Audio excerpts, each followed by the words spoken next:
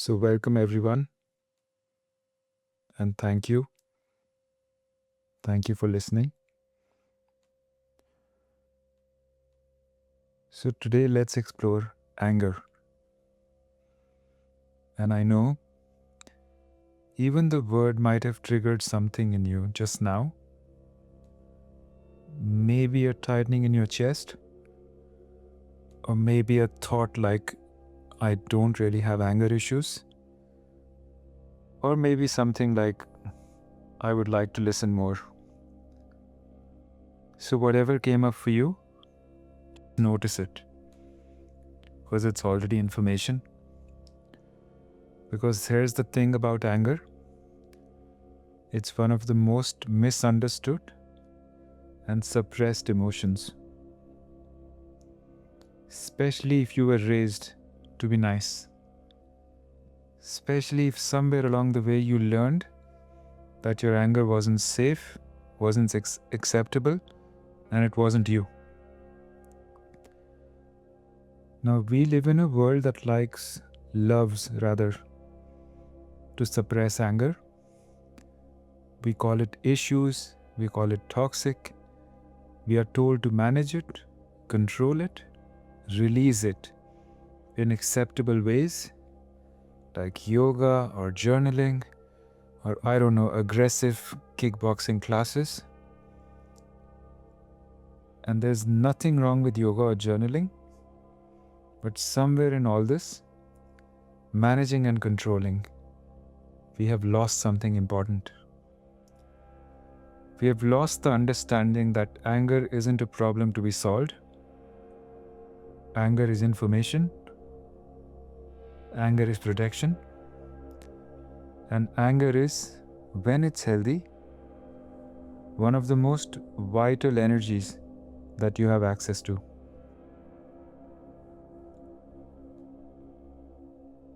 So if you've spent your life pushing anger down, apologizing for it, being terrified of it, or feeling like a terrible person every time it bubbles up,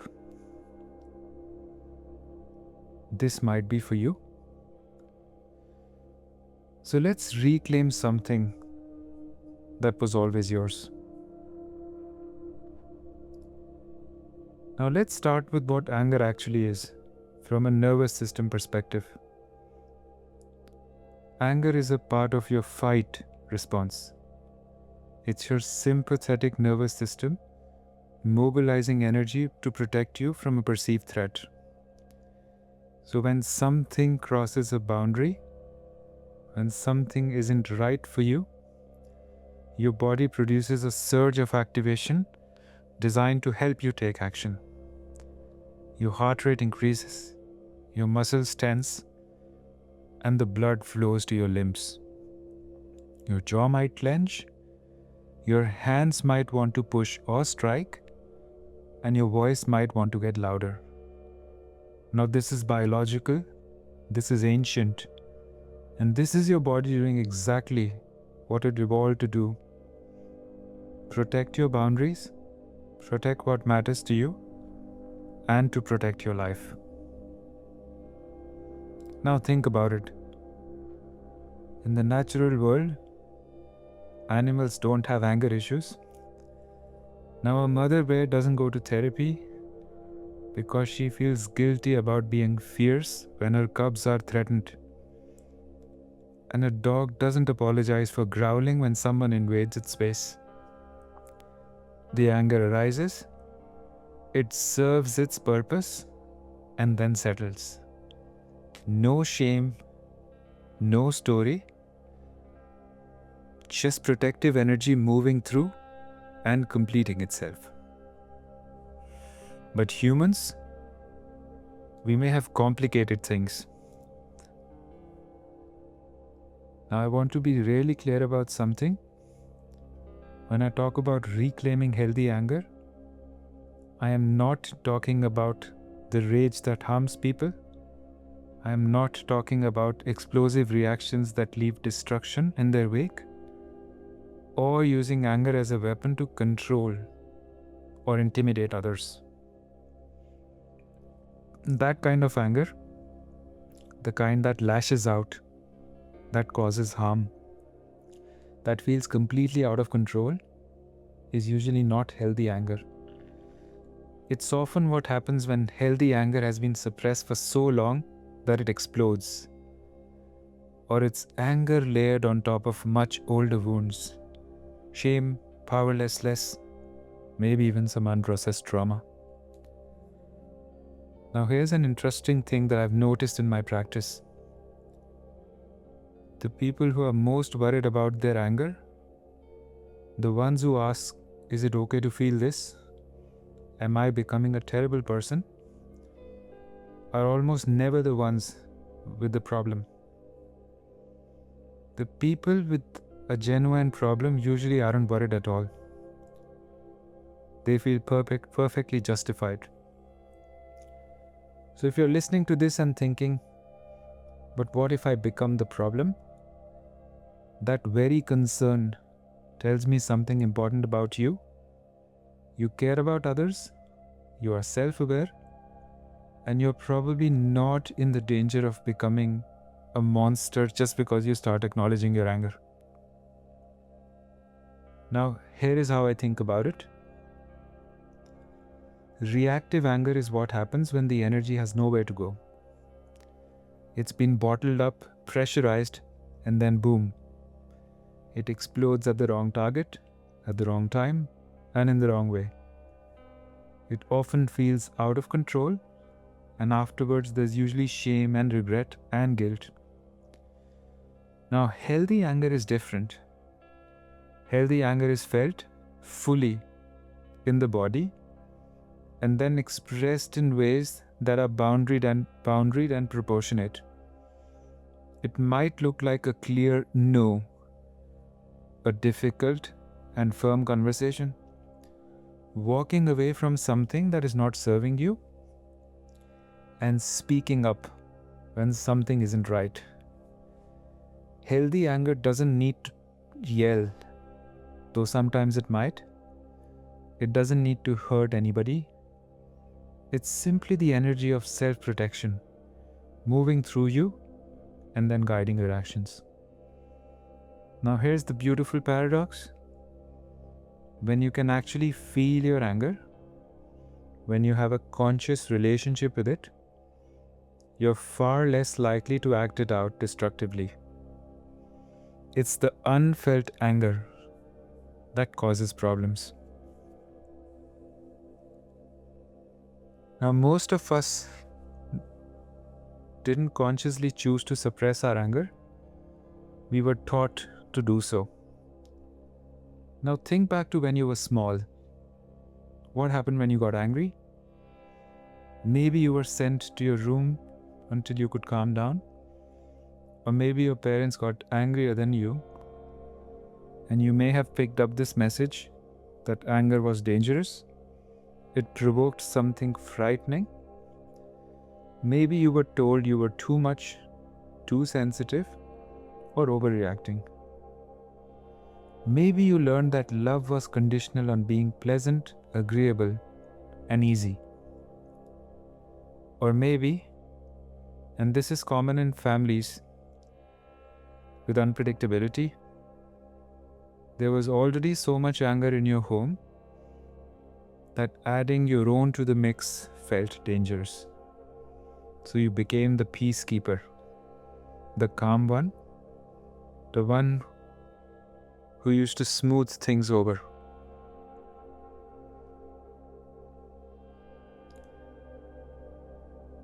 Now, if you're a woman, there's an extra layer here. Now, society has very clear rules about female anger, and they mostly boil down to don't. An angry man is assertive, powerful, and taking charge, and an angry woman is hysterical and difficult. Now, from a very young age, many women receive the message that their anger makes them unlovable, unfeminine, and too much. And so they learn to smile when they want to scream, to say I'm fine when they're seething, to turn their anger inward against themselves rather than risk the social consequences of expressing it outwards. Now, a 2024 study found that women's anger is perceived more negatively than men's in nearly every context that was studied and measured. Even when women express anger about legitimate injustice, they're rated as less competent and less hireable than men expressing the same emotion. Now, is it any wonder that so many women have learned to swallow their fire? Now, I've talked about the fawn response, that fourth trauma response alongside fight, flight, and freeze. So fawning is what happens when your nervous system learns that the safest way to survive is to accommodate, appease, and make yourself palatable to others. People pleasing, saying yes when you mean no, putting everyone else's needs first, losing track of your own preferences because you're so focused on reading the room. Now here's what I want you to understand, that fawning and suppressed anger are two sides of the same coin. So every single time you override your no, there is anger underneath. Every time you abandon yourself to keep the peace, there's a part of you that knows that this isn't right. And that protective fire is still there. It has nowhere to go. So where does it go then? Now, when anger can't be expressed outwardly, it doesn't just disappear. It goes somewhere, and usually it goes into one of these three places: into your body, either as chronic tension, headaches, jaw pain, all that clenching, digestive issues, autoimmune conditions. And some researchers believe that anger turned inwards is a contributing factor in many chronic health conditions. It can also turn into depression and anxiety. Now, there's an old saying in psychology that depression is anger turned inwards. Now, that may be an oversimplification, but there may be a little bit of truth in this. That when the fight energy has nowhere to go, it can collapse into hopelessness, numbness, or chronic anxiety. And the last one, explosions. You suppress, and then one day something relatively small happens and you absolutely lose it. You rage at your partner over dishes. You snap at your kids. You send an email that you regret. And the pressure builds until it has to release, usually at the worst possible moment. Does any of this sound familiar to you? Just take what resonates.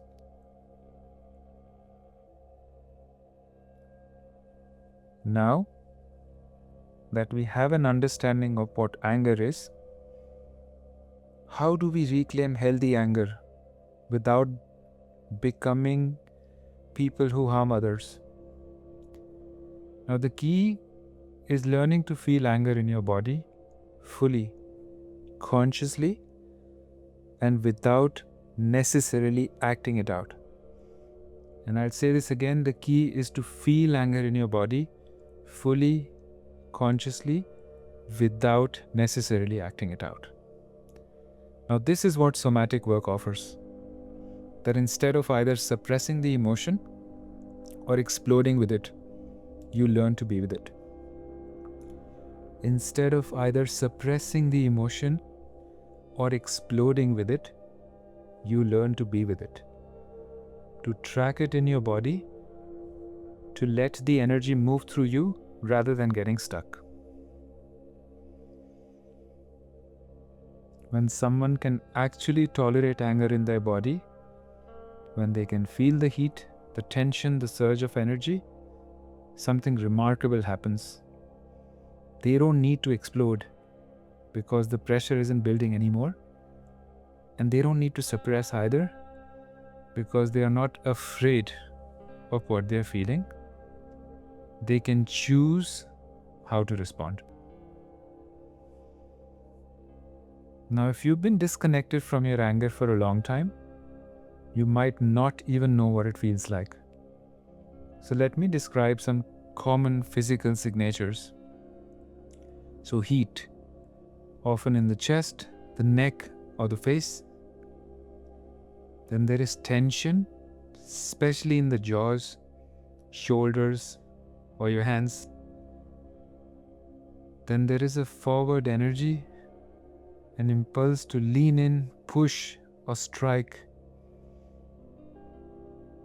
And then there is voice impulses, wanting to growl, yell, or say something sharp.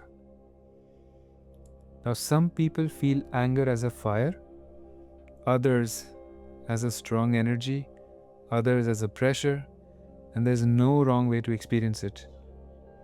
The invitation is simply to get curious about how your body holds this energy. Now, in somatic work, we don't try to get rid of anger. We help people develop a relationship with it.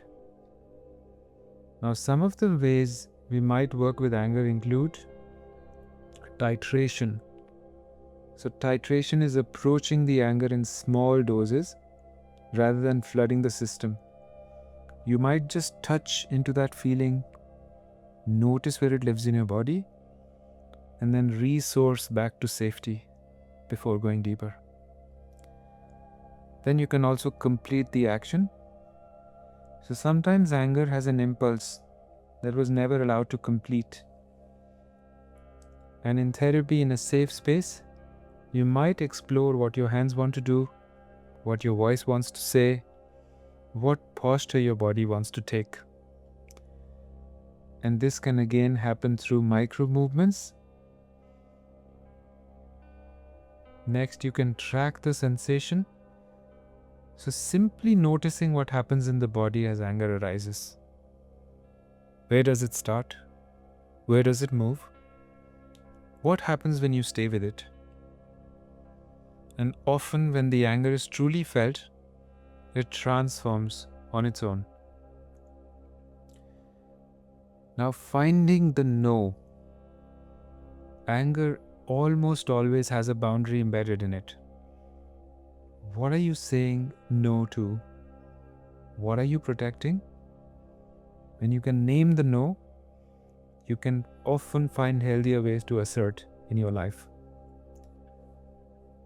Now, when people start to reclaim their anger, healthy anger, beautiful things happen.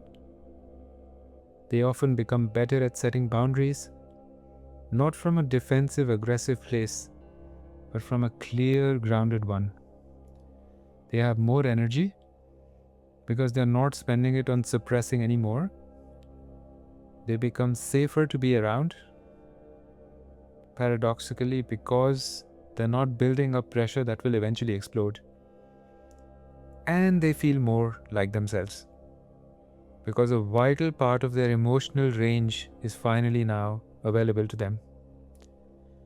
And often, not always, but often, physical symptoms improve.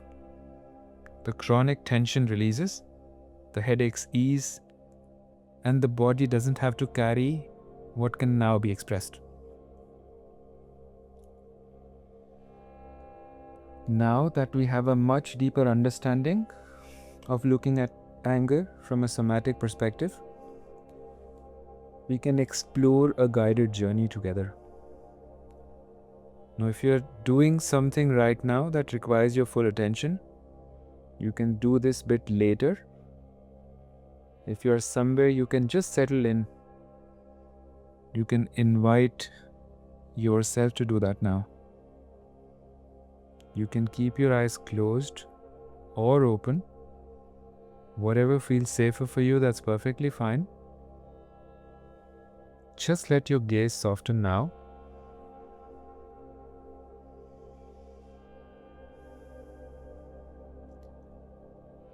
And as you breathe with me here, just begin by feeling your body in space, the weight of you, the contact with whatever surface is supporting you. Just let yourself be held by gravity for a moment. Just let yourself be held by gravity for a moment.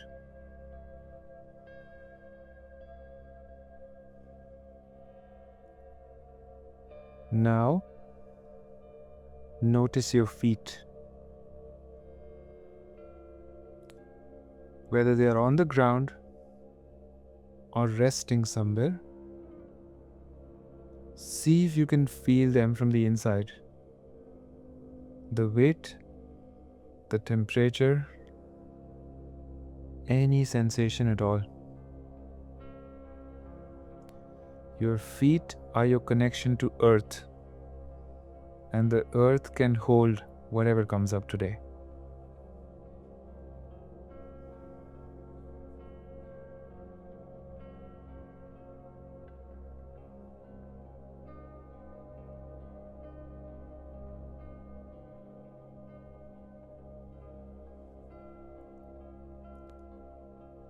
Now, very gently,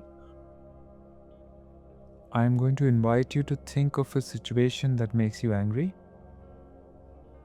Maybe not the biggest one. We are not going for maximum activation here. Choose something moderate. A frustration, maybe. A moment when something wasn't right and you knew it. Whatever comes up, just trust it.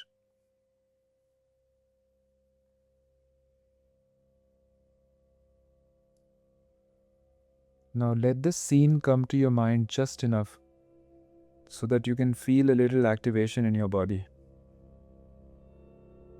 We are not diving in it, we are just touching the edge.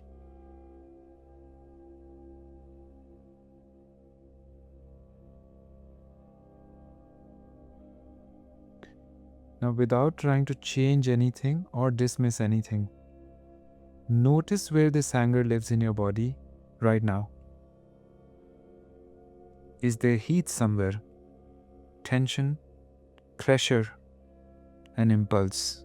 Just notice. No judgment, just curiosity.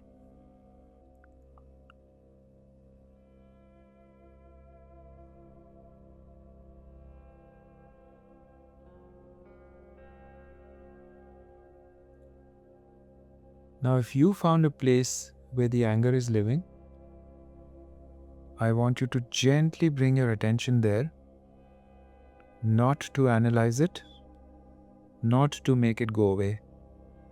Just be with it. Just be with it. Just be with it.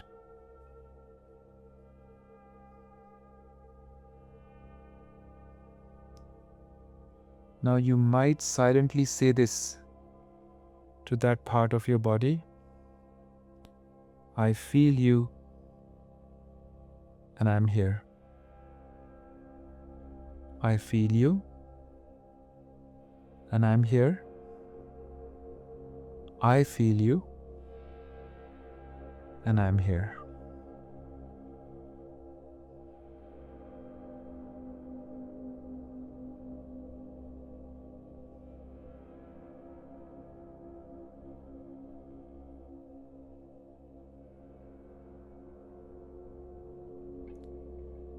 Now notice if there's an impulse in your body. Do your hands want to do something? Does your jaw want to clench? Does your voice want to make a sound? You don't have to act on it. Just notice what your body wants to do with this energy.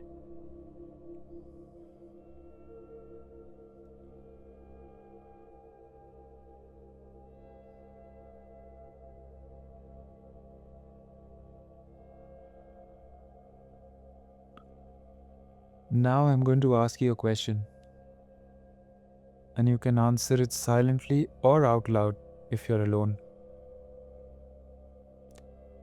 What is this anger protecting? What is this anger protecting? What is this anger protecting?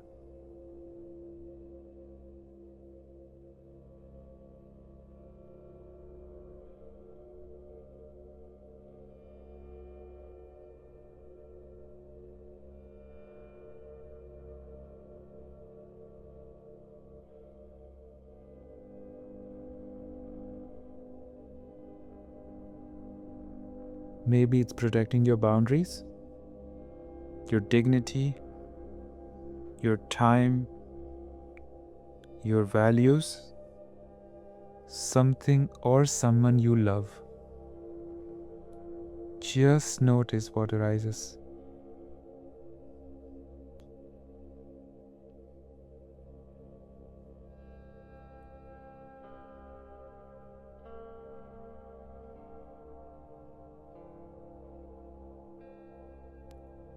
And now, if you can, I want you to offer some gratitude to this protective fire. It's been working so hard, maybe in silence, maybe underground, trying to guard what matters to you. So you might just receive my words or say it. Thank you for protecting me. I see you now. Thank you for protecting me. I see you now. Thank you for protecting me. I see you now.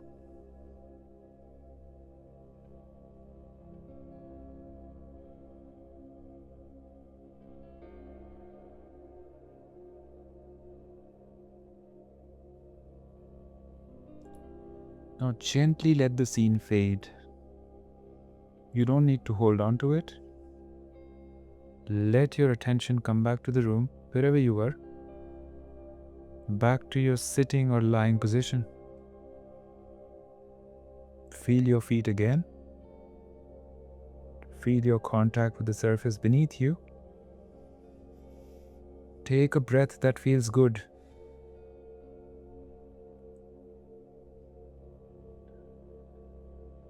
And when you're ready now, no rush, just come back.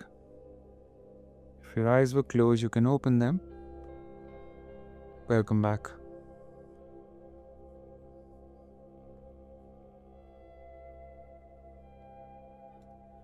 Now, before we close this, I want to leave you with this. Your anger is not a character flaw.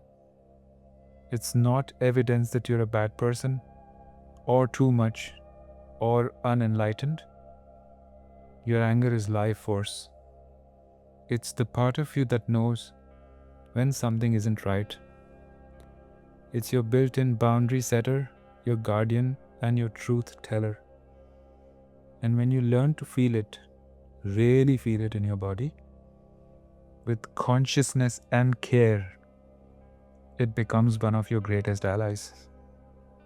This doesn't happen overnight. So if you've spent years or decades suppressing your fire, it takes time to build trust with it again. Be patient with yourself. Be gentle. And if you find yourself needing support, you can work with somebody who can help you navigate this terrain safely for you. Someone who can hold a container for this type of exploration for you, where you can feel your full range of emotions without losing yourself. You have every right to your fire. You have every right to your no. You have every right to protect what matters to you. Just reclaim it. Thank you for being here. Thank you for listening to me. And thank you for your courage. Be fierce. Be gentle. Be you. And until next time, Namaste.